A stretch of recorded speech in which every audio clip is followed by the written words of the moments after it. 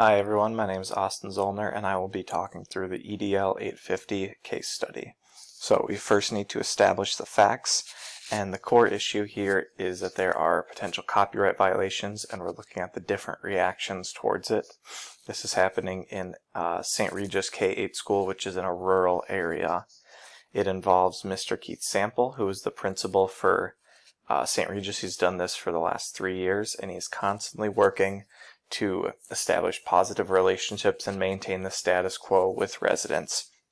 Miss Lynn has also been a teacher there, and she's the library media specialist. She has recently made multiple copies of copyright restricted software programs, which is unlawful without permission from the author. She, however, believes that she did nothing wrong. Miss Brandon is a new teacher to the district with 3 years of experience in the northern part of the state. And she actually goes to the principal with her concerns about copyright violations and explains that the potential penalties can be extremely severe. And in the background, we have the residual people that are involved, the PTA, the students, and other teachers. So what specifically happened? Miss Lynn and Mr. Sample prioritized a list of software programs that they'd use for the next 2 years. The order was completed, but was only supposed to be used for the computer lab for the 20 computers.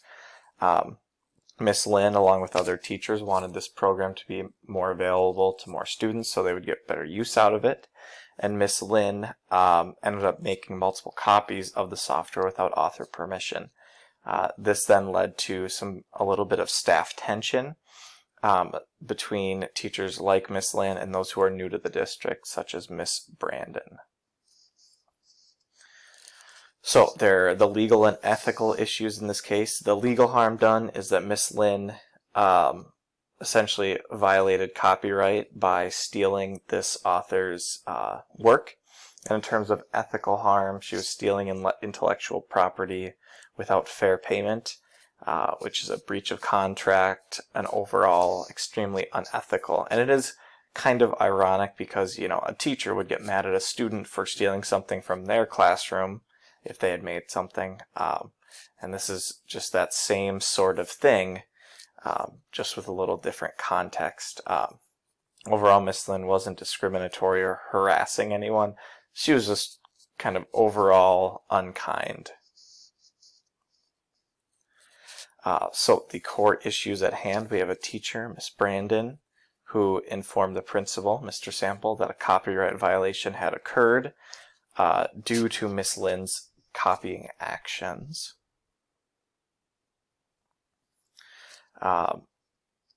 So again, to reiterate, we have Mr. Sample, Miss Lynn, and Miss Brandon that are the main ones involved in this.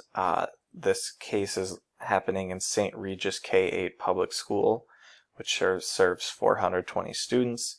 It's in a rural area, 25 miles from the next big city.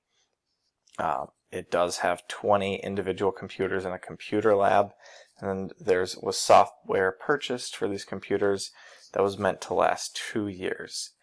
Overall, there's very limited funding from PTA, so the PTA encourages dollars to be used resourcefully and stretched to the best of their ability. So with this issue in mind, are stakeholders in the community affected? Yes, because a lawsuit could put a financial burden on this already really underfunded school, which would require even more fundraisers and funding to compensate and recoup these losses from a potential lawsuit. Furthermore, the community ends up losing trust in the school and the school district.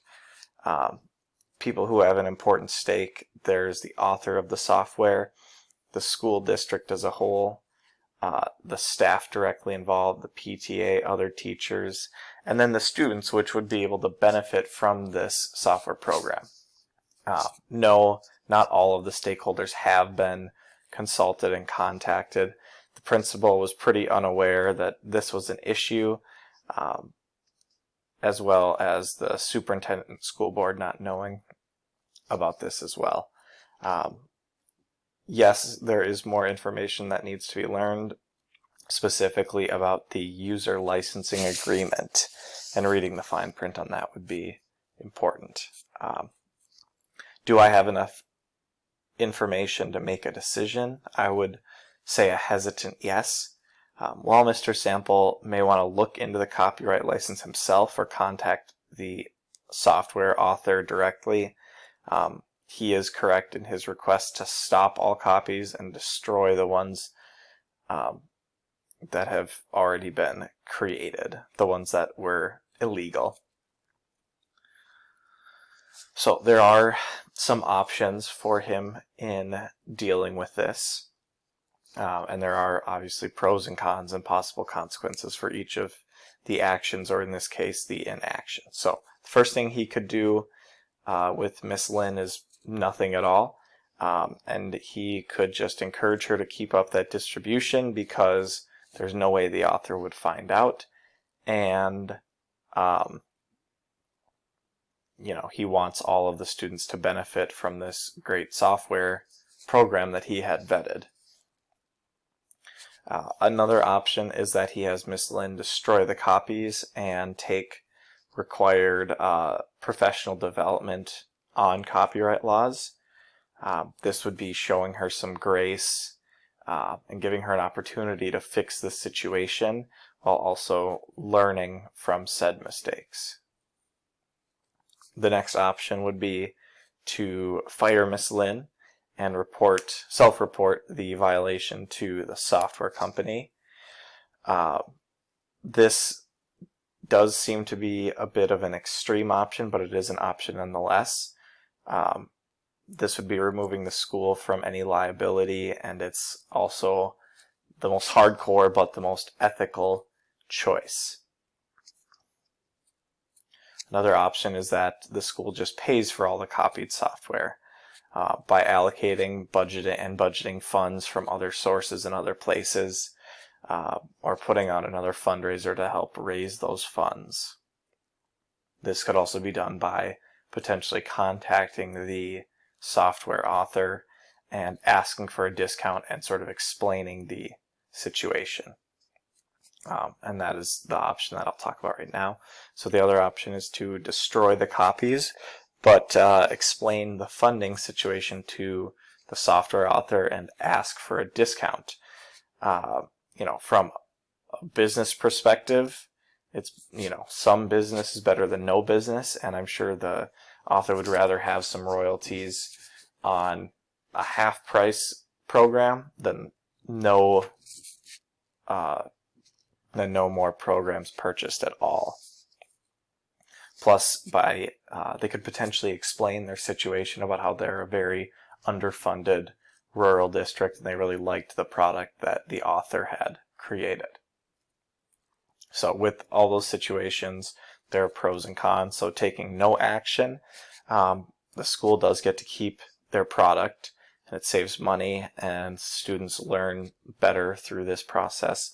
There's not really any conflict, and the PTA and teachers are happy, probably with the exception of Miss Brandon. Some cons: by pretending that it didn't happen, this is really showing a lack of leadership and some moral flexibility that it really depends on the situation for the principal. Like I said, he would lose the trust of Miss Brandon, and there could be legal ramifications down the road. The next pro and con list is if Miss Lynn destroys the copies and takes professional development on copyright laws. From a legal standpoint, if they destroy the extra copies, they should be good to go.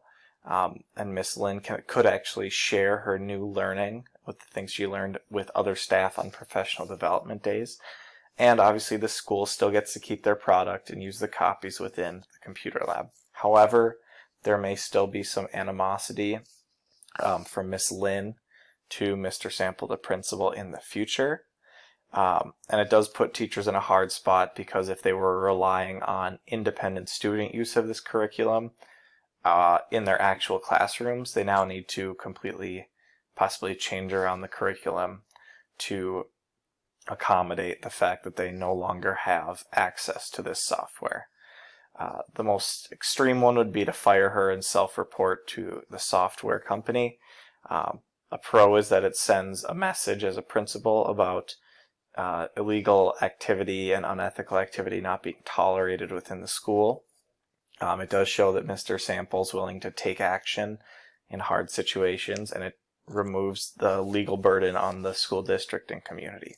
However, Miss Lynn is super involved with the PTA, so the PTA would not be happy about that.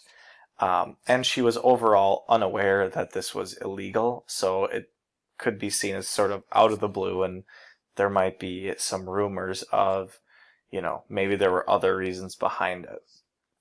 On top of that, the school would then have to go through an expedited hiring process, which can be really difficult with very low retention rates in rural areas.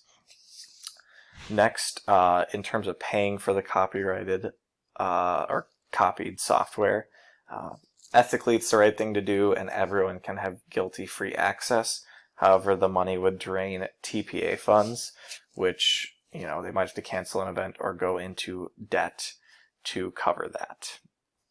The next option would be to destroy the copies, but explain the funding situation and ask for a discount. The school would still get the product, and the author would still get business. However, it might still drain the PTA funds. So overall, the best option for Mr. Sample would be to have Miss Lynn destroy the additional copies and have her also reach out to the author asking for a discount, and the school would purchase the copies if they got a certain discount. She should also be given case studies for optional professional development on how copyright violations can affect given schools, even rural ones that are small like hers. This gives her a chance to correct her mistake, be informed, and also advocate for ethical use of copyrighted materials in the future.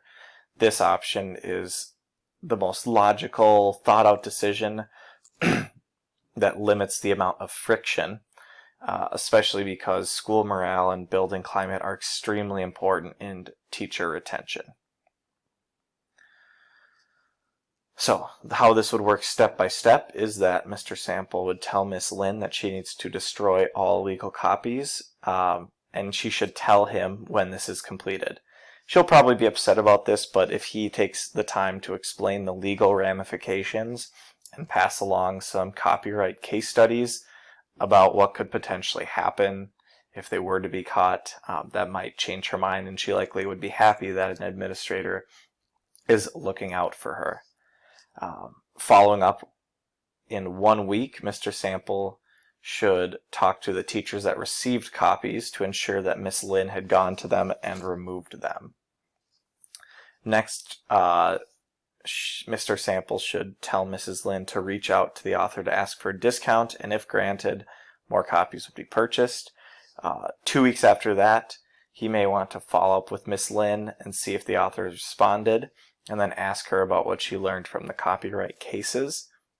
If no response comes from the author, Mr. Sample may want to reach out himself to the author. If the author responds with a discounted price, contacting the PTA about how to potentially raise these funds or allocate them differently would be another good step. And also, if she has not read the case studies, I would strongly encourage her to do it in the following week, as you would be following up with Mr. Sample would be following up with her. A week after, Mr. Sample would want to meet with Miss Lynn to discuss the case studies and talk about how they could potentially use this as a learning opportunity for the whole school district or their school specifically. And then finally, kind of as a closure piece, he would want to reach out to Miss Brandon, letting her know that the issue had been taken care of, and maybe not give all the details, but just saying, yep, she removed the copies, and we're asking the company for a discount, and that would put her mind at ease, and you would know that Mr. Sample would know that he did the best he could with the situation. So again, this was my summary of EDL 850 Case Law, Module 12. My name is Austin Zollner. Thank you for your time.